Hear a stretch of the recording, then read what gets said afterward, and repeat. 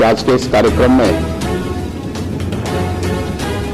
मेरे साथ वर्चुअली जुड़े प्रदेश के वन, पर्यावरण और जलवायु परिवर्तन विभाग के मंत्री डॉक्टर अरुण कुमार सक्सेना जी,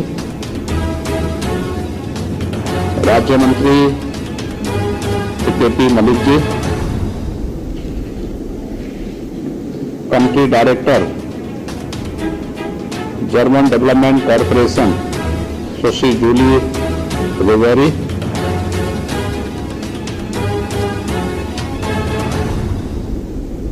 director corporation Swiss development corporation Shri Jonathan Dimond, Padmashri Shri Shyam Sundar Paliwal, Padmashri Shri Satpal Singh ji, सौर ऊर्जा ग्राम कल्ली जम्मू से पधारे श्री रणधीर जी, गोरखपुर जंगल कोड़िया से श्रीमती प्रेमशीला जी, विभाग के अपर मुख्य सचिव श्री मनोज सिंह जी और उपस्थित सभी इस महत्वपूर्ण कॉन्फ्रेंस में उपस्थित पर्यावरण से जुड़े हुए सभी स्टेक होल्डर्स, उत्तर प्रदेश की सभी 58,000 ग्राम पंचायतों के प्रतिनिधिगण और उपस्थित भाइयों बहनों, आज विश्व पर्यावरण दिवस है। मैं सबसे पहले आप सबको इस दिवस की हृदय से बधाई देता हूं। आप सबके प्रति मैं अपनी शुभकामनाएं ही व्यक्त करता हूं। एक अच्छा पर्यावरण ही जीव सृष्टि के सुखद और यशस्वी जीवन की आधारशिला बन सकती है और इस दृष्टि से हम सब के सामने आज जो विषय रखा गया है वह जलवायु परिवर्तन से होने वाले दुष्परिणामों के बचाव के लिए हमारी पंचायतों की भूमिका क्या हो सकती है, इस महत्वपूर्ण विषय को लेकर के आज यह कॉन्फ्रेंस यहां पर आयोजित की गई है। हम सब जानते हैं कि ग्राम पंचायतें हमारी लोकतांत्रिक व्यवस्था की सबसे आधारभूत इकाई है। अगर ग्राम पंचायत स्तर पर यानी अगर हम इस इकाई को मजबूत कर लें तो बहुत सारी चीजें अपने आप ही प्रभावी ढंग से आगे बढ़ती हुई दिखाई देंगे। लेकिन अगर हम शासन स्तर पर बड़ी बड़ी योजनाएं बनाते रहें और आधारभूत इकाई उससे अनभिज्ञ रहे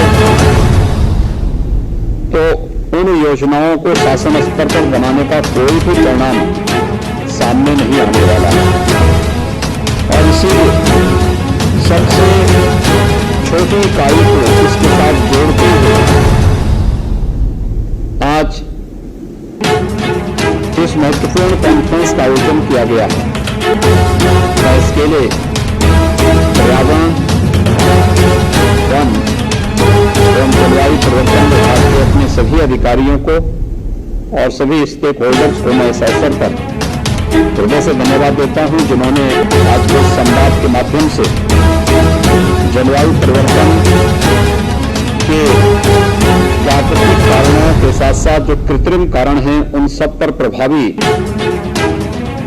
नियंत्रण के लिए आज अपने पंचायत प्रतिनिधियों को भी इसके साथ जोड़ने का कार्य किया। हम सब जानते हैं देश के अंदर सबसे अधिक ग्राम पंचायतें उत्तर प्रदेश में हैं। 58,000 से अधिक ग्राम पंचायतें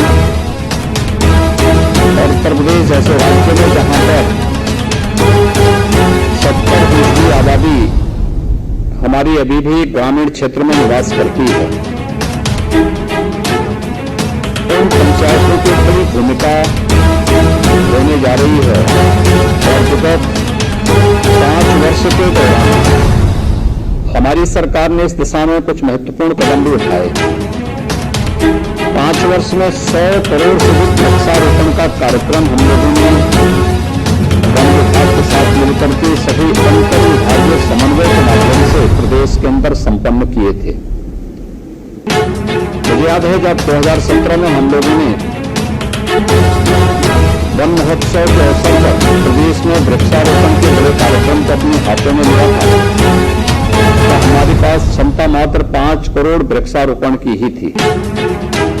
और मुझे प्रसन्नता है कि आज उत्तर प्रदेश में हमारे पास 35 करोड़ वृक्षारोपण प्रतिवर्ष करने की क्षमता हम अर्जित कर चुके हैं। लेकिन केवल ये वृक्षारोपण करना मात्र नहीं है, जलवायु परिवर्तन के कारकों पर प्रभावी अंकुश लगाने वाले ऐसे वृक्षारोपण को हमें प्रोत्साहित करना होगा जो जलवायु परिवर्तन को रोकने में और जलवायु सापेक्ष भी हो सके।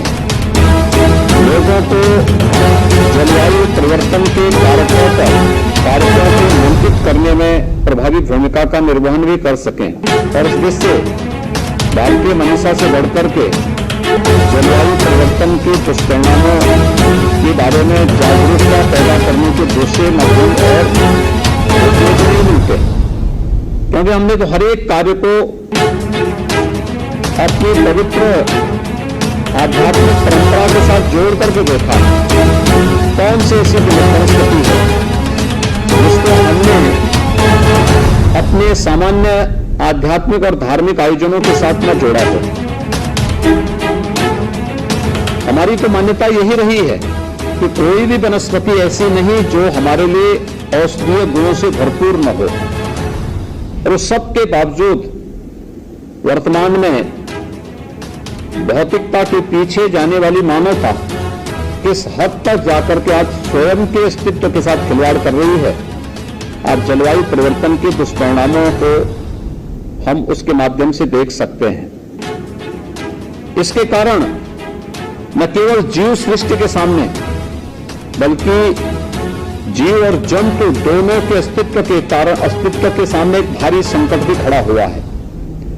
आप देख रहे होंगे असमय अतिवृष्टि का हो जाना, असमय सूखा पड़ जाना और जो फसल चक्र है इस पे भी इसका बुरा असर पड़ना, नई बीमारियों का आना और भी तमाम कारण इसके दुष्परिणाम हम सबके सामने देखने को मिल रहे हैं। प्रदेश सरकार ने आदरणीय प्रधानमंत्री जी की प्रेरणा से जो कार्यक्रम बनाए हैं, पिछले 5 वर्षों के अंदर हम लोगों ने 100 करोड़ से अधिक वृक्षारोपण किया। प्रदेश के अंदर 100 वर्ष से ऊपर के जितने भी वृक्ष हैं उन्हें विरासत वृक्ष के रूप में चिन्हित करके उनके व्यवस्थित संरक्षण की भी कार्य योजना लागू की है। और मैं आह्वान करूंगा वन विभाग के साथ साथ उन सभी विभागों का कि जो 100 करोड़ वृक्ष हम लोगों ने विगत 5 वर्ष के अंदर प्रदेश के अंदर रोपे हैं, उनकी सुरक्षा करना।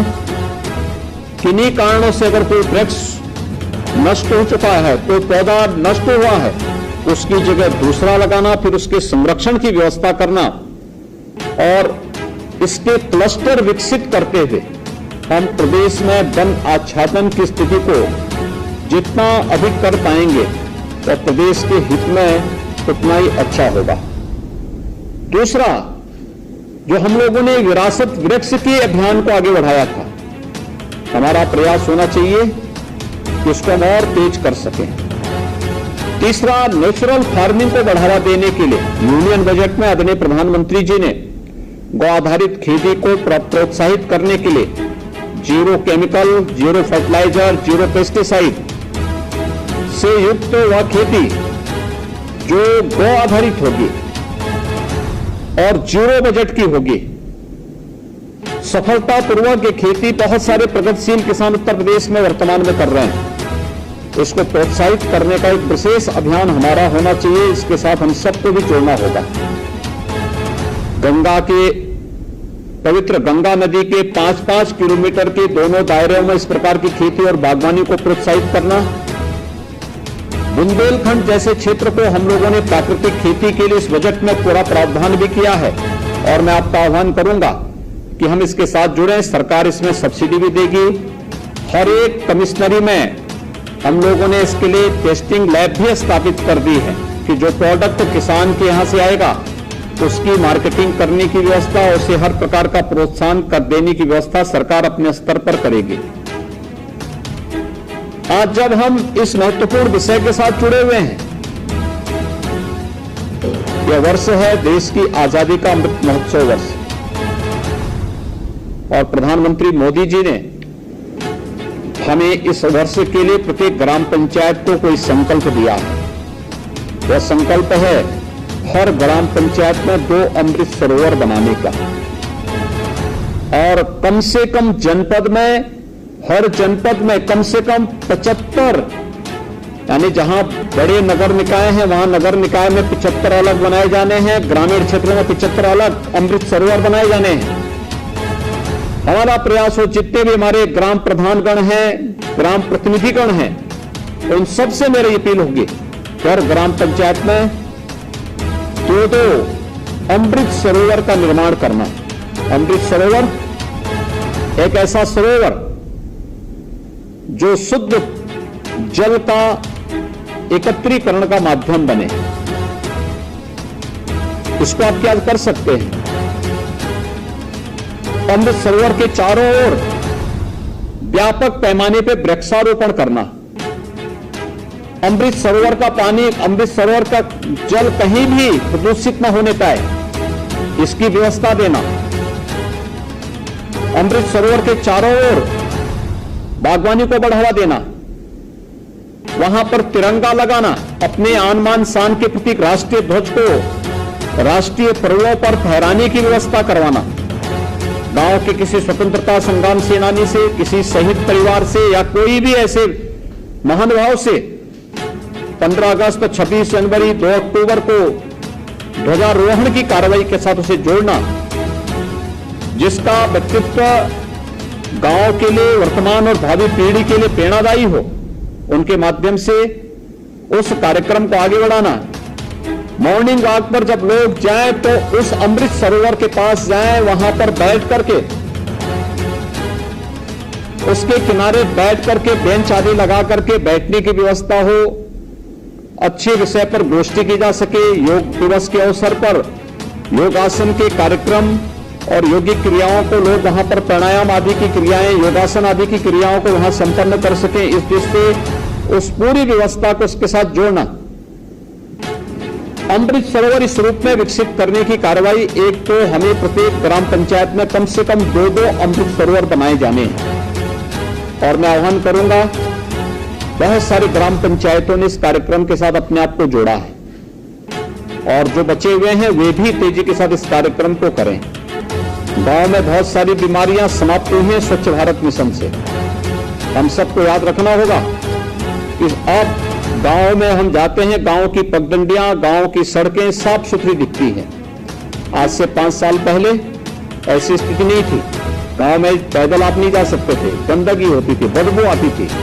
आज गांव साफ सुथरे हैं। इसका परिणाम तमाम प्रकार की बीमारियों से भी मुक्ति का मिला है।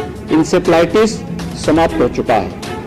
कालाजार उत्तर प्रदेश ने नियंत्रित कर दिया है और भी तमाम प्रकार की ऐसी बीमारियां हैं जिनको हम लोग रोकने में सफल हुए हैं, लेकिन अभी भी हमें एक लंबी दूरी तय करनी है और इस दृष्टि से अमृत सरोवर के इस पवित्र कार्यक्रम के साथ हमें जोड़ना है। आज मैं गोरखपुर के संत कबीर नगर जनपद में गया था। संत कबीर नगर जनपद में मगहर में मध्यकालीन संत कबीरदास जी की निर्वाण स्थली है मगहर में, और मगहर से होते हुए बहती है एक छोटी सी नदी, आमी नदी। 5 वर्ष पहले आमी नदी की स्थिति क्या थी? 5 वर्ष पहले ये नदी सिद्धार्थ नगर से निकलती है, संत कबीर नगर, फिर गोरखपुर, फिर संत कबीर नगर, फिर गोरखपुर होते हुए गोरखपुर जनपद में राप्ती नदी में मिलती है। 5 वर्ष पहले इस नदी में इस मौसम में बहुत बदबू आती थी, पूरा पानी काला था। गोरखपुर में यानी अपने उद्गम स्थल से लेकर के जहां जहां ये नदी होते हुए जाती थी, पूरा पशुपालन के जैसे कभी सबसे समृद्ध क्षेत्र माना जाता था। लेकिन एक समय ऐसा भी आया जब नदी के प्रदूषण के कारण खेती भी और बाड़ी भी दोनों ही इस पूरे नदी के दोनों ओर के नष्ट हो गए, लुप्त प्राय हो गए। और राप्ती नदी में जहां आमी नदी का जल मिलता था, जहां दोनों नदियों का संगम होता था, उसके आसपास भी सभी जलीय जीव नष्ट हो गए थे, क्योंकि गोरखपुर से होते हुए बहती थी नदी और गोरखपुर में ही संगम भी होता था। तो मैंने 5 वर्ष पहले बहुत सख्ती से इस बारे में कहा कि अगर नदी प्रदूषित रही तो हर एक स्तर पर जवाबदेही तय होगी। ग्राम पंचायत, नगर निकाय, जनपदों, सभी औद्योगिक इकाइयों, सबकी जवाबदेही तय की गई। और आज मैं था वहां पे, मैंने देखा एकदम साफ सुथरा जल था, जलीय जीव थे नदी में, इतना साफ सुथरा था, इतनी व्यवस्था साफ सुथरी थी, लगता था कि वास्तव में ऐसे ही हम सभी नदियों के जल को निर्मल और अविरल कर सकते हैं। मैं देख रहा था आज वहां पर कि तमाम गाय भैंस नदी के तट पर चल रहे थे, घूम रहे थे और पूरा जल एकदम निर्मल था। अगर आमी नदी निर्मल हो सकती है, कोई बदबू नहीं, एकदम साफ सुथरी थी, हम अपने गांव के तालाब को क्या साफ सुथरा नहीं कर सकते? हर ग्राम पंचायत कर सकती है। गांव की आत्मनिर्भरता का माध्यम में तालाब बन सकते हैं, एक अमृत सरोवर बनाने के लिए। और दूसरा, मैंने पंचायती राज विभाग से कहा था, हर ग्राम पंचायत में फालतू भूमि होती है, गौचर भूमि भी होती है और खाद का गड्ढा भी होता है।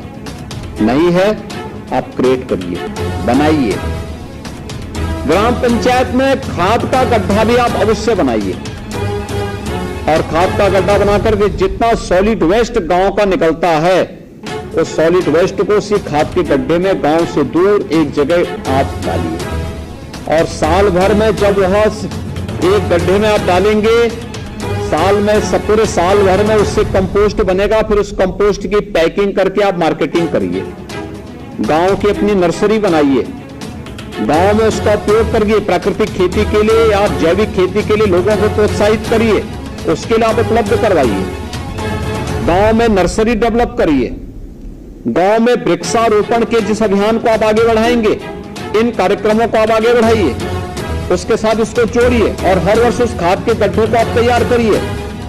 सरकार ने पहले से व्यवस्था बनाई है कि हर ग्राम पंचायत में अप्रैल से जून तक गांव के तालाब को हम कुम्हार माटी कला बोर्ड से जुड़े हुए, जो कुम्हार जाति से जुड़े हुए लोग हैं, उनको उपलब्ध करवाएंगे। वे मिट्टी निकालेंगे, फ्री में मिट्टी निकलेगी और जल संरक्षण के लिए तालाब आपका तैयार हो जाएगा। थोड़ा सा प्रयास करके हम इस कार्यक्रम के साथ जुड़ सकते हैं। और मेरा आप सबसे अपील होगी, प्रदेश के सभी 58,000 ग्राम पंचायतों से मेरी अपील होगी कि हम अपनी ग्राम पंचायत को आदर्श ग्राम पंचायत बनाने की कार्रवाई करें।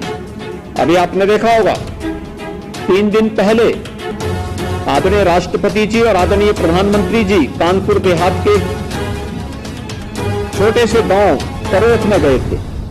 वो गांव आदरणीय राष्ट्रपति जी का पैतृक गांव है और उस गांव में भी मुझे 2 अमृत सरोवर देखने को मिले थे। वो गांव आदर्श गांव है। गांव में अपने जितने भी विद्यालय हैं, परिषदीय विद्यालय, उन सभी को ऑपरेशन कायाकल्प के माध्यम से अच्छी व्यवस्था वहां गांव पंचायत ने बनाई है। जूनियर हाई स्कूल को बहुत अच्छे ढंग से बनाया है, आंगनबाड़ी केंद्र को भी बहुत अच्छा तैयार किया है, सामुदायिक केंद्र को भी अच्छा बनाया है, गांव का मंदिर अत्यंत सुंदर बनाया गया है, गांव में मंडी स्थल बहुत अच्छा तैयार किया गया है। ऐसे ही गांव में अलग अलग ओपन जिम का निर्माण भी किया गया है। गांव का अपना खेल का मैदान है। गांव में ड्रेनेज की प्रॉपर व्यवस्था की गई है। गांव में शुद्ध पेयजल की व्यवस्था भी की गई है। गांव में स्ट्रीट लाइट की व्यवस्था भी है। गांव में घरौनी वितरण होने के साथ साथ हर एक गांव में अंकित है कि किस किस घर को घरौनी मिल गई है पीएम स्वामित्व योजना के अंतर्गत। ये कार्य हम भी अपनी ग्राम पंचायतों में कर सकते हैं और मुझे लगता है कि अब जनता बहुत जागरूक हो गई है। कोई कार्य करेगा तो जनता उसके कार्यों को उसी रूप में रेखांकित भी करती है, एप्रिशिएट भी करेगी और फिर उसी के अनुरूप उसको आने वाले समय में वोट भी देगी। और मेरी सभी ग्राम पंचायतों से अपील होगी कि वे इन सभी कार्यक्रमों के साथ अपने आप को जोड़ें। आज शासन की अनेक योजनाएं हैं जिन योजनाओं के माध्यम से हम ग्राम पंचायतों को जोड़ रहे हैं। खासतौर पर हर ग्राम पंचायत में ग्राम सचिवालय के निर्माण की कार्रवाई, हर ग्राम पंचायत ओडीएफ हम पहले ही घोषित कर चुके हैं, ओडीएफ प्लस के लक्ष्य को प्राप्त कर चुकी हैं। हर ग्राम पंचायत में एक एक सामुदायिक शौचालय भी बनाया गया है। हर ग्राम पंचायत के सामुदायिक शौचालय के व्यवस्था का संचालन गांव के ही किसी स्वयं महिला स्वयंसेवी समूह को दिया गया है। हर ग्राम पंचायत के अंदर एक वीसी सखी की तैनाती की गई है जो गांव में बैंकिंग के पूरे लेन देन का कार्य वहां पर गांव के माध्यम से ही संचालित कर रही है। हर ग्राम पंचायत को एक पंचायत सहायक भी उपलब्ध कराया गया है जो गांव के सभी कार्यों में ग्राम प्रधान का सहयोग कर रहे हैं। ग्राम पंचायत की किसी भी कार्य योजना को बाधित न होना पड़े, इसके लिए हम लोगों ने व्यापक व्यवस्था उसके साथ जोड़ी हुई है। यानी सरकार हर स्तर पर आपको प्रोत्साहित करना चाहती है और हमारा प्रयास है कि हर ग्राम पंचायत को ऑप्टिकल फाइबर की व्यवस्था के साथ जोड़ करके हर ग्राम पंचायत में जाति प्रमाण पत्र, मूल निवास प्रमाण पत्र, आय प्रमाण पत्र और भी अन्य ऐसे प्रमाण पत्रों की व्यवस्था गांव के साथ ही प्रत्येक नागरिक को उपलब्ध हो सके। इस व्यवस्था के साथ भी सरकार ग्राम पंचायत को जोड़ करके एक आत्मनिर्भर गांव और राष्ट्रपिता महात्मा गांधी के ग्राम स्वराज के उस परिकल्पना को साकार करने के लिए उत्तर प्रदेश की सभी ग्राम पंचायतों को जोड़ना चाहती है। अगर सरकार इसके लिए प्रतिबद्ध है, प्रधानमंत्री मोदी जी का मार्गदर्शन और आशीर्वाद इस देश से अगर आपके साथ में है तो फिर हम सबको चाहिए कि हम जलवायु परिवर्तन से निपटने के लिए हम भी अपने स्तर पर इस जागरूकता का हिस्सा बने। और इस देश से इस वर्ष में अमृत महोत्सव वर्ष में हम लोगों का प्रयास होना चाहिए कि अमृत सरोवर के चारों तटों पर हम व्यापक पैमाने पे अच्छा वृक्षारोपण करें। पीपल, पाकड़, बरगद, नीम, आम या उस प्रकार के वृक्षों को, मौलश्री है या अन्य तमाम ऐसे वृक्षों को हम लगा सकते हैं जो वहां पर गांव के लिए छायादार भी हो, अच्छे फलदार भी हो, इमारती लकड़ी भी प्रदान कर सकते हो और भी अन्य प्रकार से उपयोगी बन सकते हो। इसलिए हर ग्राम पंचायत 75 वृक्ष लगाने की कार्रवाई इस अवसर पर जरूर, वन महोत्सव के अवसर पर जरूर करेंगे। हर ग्राम पंचायत अभी से जमीन चिन्हित करके अमृत सरोवर के तटों पर, और हम लोग किसी न किसी नोडल अधिकारी को इस अवसर पर हर ग्राम पंचायत में भेजेंगे। किन गांवों ने किया है, किन गांवों ने किया है, ये सभी चीजें वहां तय हो जाएंगी। और इस लक्ष्य को प्राप्त करने के लिए अभी से गड्ढा बनाना, उसमें खाद वगैरह डालने की व्यवस्था करना, उसकी सुरक्षा, घेराबंदी करके सुरक्षा की व्यवस्था करना, गांव के लोगों को इसके साथ जोड़ना, वृक्षारोपण की शुरुआत गांव के किसी बुजुर्ग व्यक्ति के द्वारा, किसी स्वतंत्रता संग्राम सेनानी, किसी शहीद परिवार, स्वतंत्रता संग्राम सेनानी के परिवार के किसी सदस्य से, किसी आर्मी के रिटायर्ड, किसी रिटायर्ड कोई भी अधिकारी या कोई भी जवान जो रिटायर्ड होगा आर्मी से, उनके माध्यम से या गांव के किसी संभ्रांत नागरिक के माध्यम से इसकी शुरुआत करा करके मेरा गांव मेरी धरोहर के रूप में उसे विकसित किए जाने की कार्रवाई के साथ अगर आप जोड़ेंगे, बहुत सारी जो कृत्रिम कारण हैं जलवायु परिवर्तन के, उसको नियंत्रित करने में हमें सफलता प्राप्त हो सकती है। और इस दिशा में हम सबका जो सामूहिक प्रयास होगा वो हमें सफलता की ऊंचाइयों तक पहुंचाएगा। जलवायु परिवर्तन के कारकों में पर जो मुख्य कृत्रिम कारण है उनको हम नियंत्रित करेंगे और कृत्रिम कारणों को हम नियंत्रित कर लेंगे तो प्राकृतिक कारण भी धीरे धीरे करके नियंत्रित होते हुए दिखाई देंगे। मुझे विश्वास है कि आज की ये कॉन्फ्रेंस ग्राम पंचायतों के माध्यम के साथ जुड़ते हुए पंचायती राज विभाग की इस कार्यक्रम को सफलता की नई ऊंचाइयों तक पहुंचाने में अपना योगदान देगा। अंतर विभागीय समन्वय के माध्यम से हम इन्हें प्रभावी ढंग से नियंत्रित करने में इसको सफलता की नई ऊंचाइयों तक पहुंचाने में सफल होंगे। मैं इस पूरी कॉन्फ्रेंस के प्रति अपनी शुभकामनाएं देता हूं। बहुत बहुत धन्यवाद। जय हिंद।